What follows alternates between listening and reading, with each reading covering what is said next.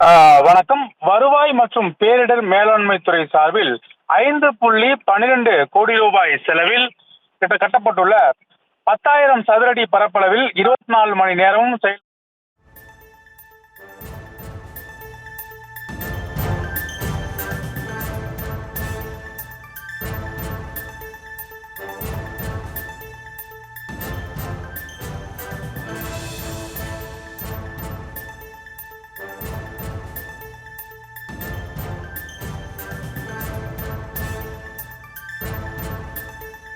மாதாந்திர ஊக்கத்தொகையாக 22,000-மும் 25,000-மும், இதர் செலவின் தொகையாக ஆண்டிற்கு கலைப்புலம் சார்ந்த மாணாக்கர்களுக்கு 10,000 ரூபாயும், அறிவியல் புலம் சார்ந்த மாணாக்கர்களுக்கு 12,000 வழங்கப்படுகிறது. இத்திட்டத்திற்கென தேர்ந்தெடுக்கப்பட்ட மாணவர்களுக்கு ஆணையினை வழங்க மாண்புமிகு முதலமைச்சர் அவர்களை அன்புடன் கேட்டுக்கொள்கிறேன். திருமதி சிந்துலட்சுமி அவர்கள், சைக்காலஜி உளவியல்.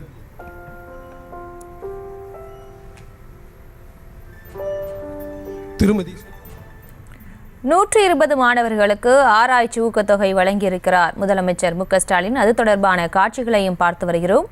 120 மாணவர்களுக்கு ஆராய்ச்சி ஊக்கத்தொகையை வழங்கி வருகிறார் முதலமைச்சர் மு.க.ஸ்டாலின்.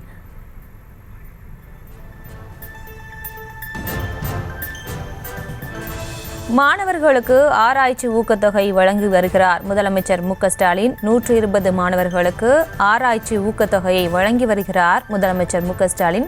அது தொடர்பான அண்மை செய்திகளையும் காட்சிகளையும் பார்த்து வருகிறோம்.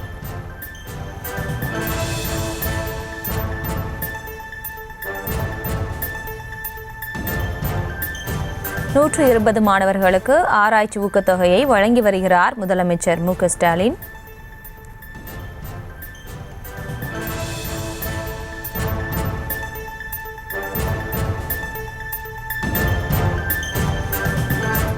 மேலும் விவரங்களோடு இணைகிறார் செய்தியாளர் பாரி கார்த்திக். முழு விவரம்.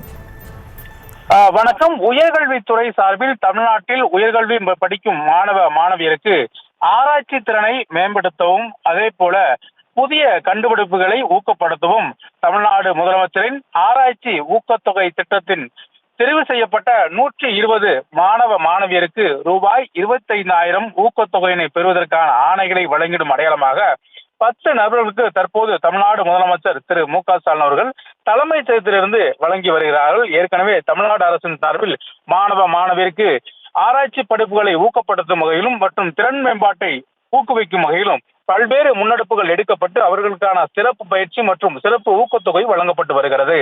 அதன் அடிப்படையிலே தற்போது தேர்வு செய்யப்பட்ட 120 மாணவர்களுக்கு அடையாளமாக தற்போது 10 மாணவர்களுக்கு முதலமைச்சர் அவர்கள் வழங்கிக் கொண்டிருக்கிறார்கள். மேலும் தமிழ்நாடு அரசு பணியாளர் தேர்வாணையத்தின் மூலமாக வேளாண்மை மற்றும் உழவர் நலத்துறையின் சார்பில் 158 உதவி தோட்டக்கலை அலுவலர்கள் பணியிடங்களுக்கான தெரிவு செய்யப்பட்டவர்களுக்கு தற்போது பணி நியமன ஆணைகளை முதலமைச்சர் அவர்கள் தலைமைச் செயலகத்திலிருந்து வழங்கி வருகிறார்கள். அதன் அடையாளமாக 5 நபர்களுக்கு தற்போது முதலமைச்சர் அவர்கள் பணி நியமன ஆணை வழங்கி வருகிறார்.